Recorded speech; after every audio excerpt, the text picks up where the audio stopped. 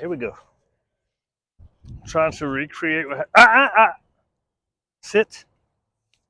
Trying to recreate what happened yesterday and how I originally worked him not taking off when I unclipped the leash, right? Well, no, I didn't do this, right? So what happened yesterday was I had the 2 leashes on, and when I took the one, so I'll stand on this one, sit. It's a good boy.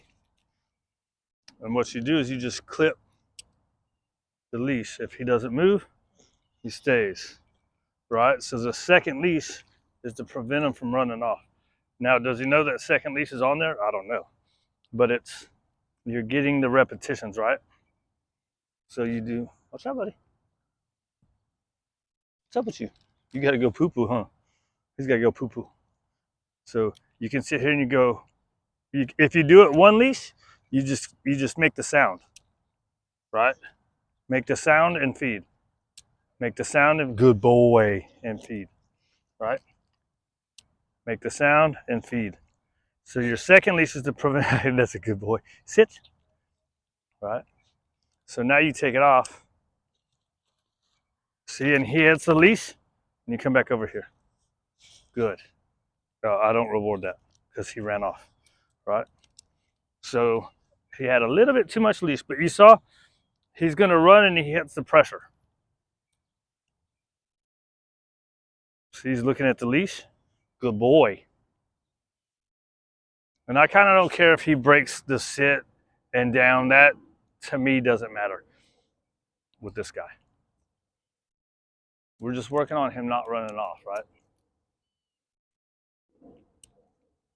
Good. Right? So the reason he keeps going into a down is because my hand's going to the food. And so I don't care about it. I want him to look good. So now I'm going to take my foot off of the leash and we're going to do the release, right?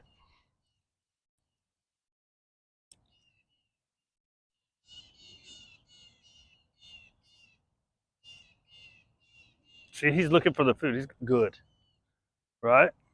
So we're going to reward him for not moving. Then we're going to go, okay. We're going to let him go, right? So that's the way I usually do the okay. But I want to show you the tactile release as well. He might have to poop. I think he's got to poop, so I'm going to pause this and then let him go poop. I wanted to do it when he had to poop because I thought he was going to run the very first time. He was bull jiving. So here's what a tactile release is. But anyways, he started running off because I started letting him. Over here, sit. I started letting him because I wanted the distraction, right? What I should have been doing the whole time is this. All right, ready? Take the leash off, hand out of the pocket. He's got to look at you. Good. Ready? He wants to work. You're a good boy. Right? So you take this off. Good. Right, you're looking for the look. Now we're putting it back on. Ready, sit. You can use the sit because it makes them stay. You're okay. Now I'm going to come off of that. I'm going to do the tactile release. So we're going to go like this. Here. Because he's going to go that way.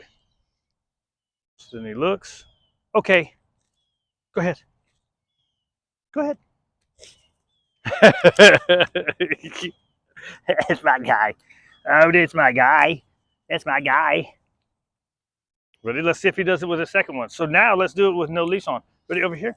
Sit. Right? Good. Right?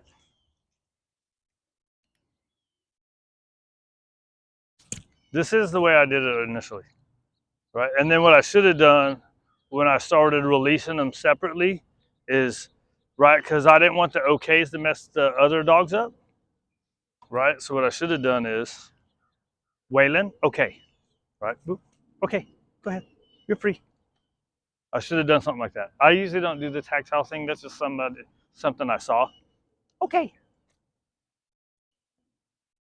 You ready to work? Go ahead.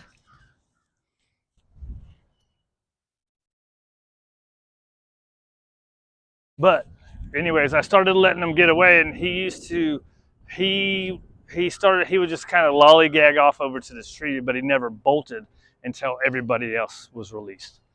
So, but that's how stuff happens, right? I started gradually letting him go without being released, right? To be a distraction. And then, so it's gradually going to get worse. He started going a little bit farther and a little bit faster. And I was like, it's okay. It's no big deal. And then, so yesterday, when I needed him to be good, I had been allowing him to practice taking off, right? Without being released. And so that's what messed us up yesterday. But that's how you fix it. You redo a bunch of good ones. You know, if he runs off, he gets a correction, right? And then, so now I should be, even with just that one time of him running off and hitting the leash, right? Kind of correcting himself more than anything, right? Then after that, so now my verbal should work again. But he started like I used to, and I used to use a weight, and I stopped using a weight command, right? Started just letting him go. But everything's what you allow, and you're always reinforcing something. So yesterday, him bolting off is because I had gradually been allowing more and more. He was earning those freedoms, but that's one I should have never let go, right? Like sometimes I let him go too far and blah, blah, blah.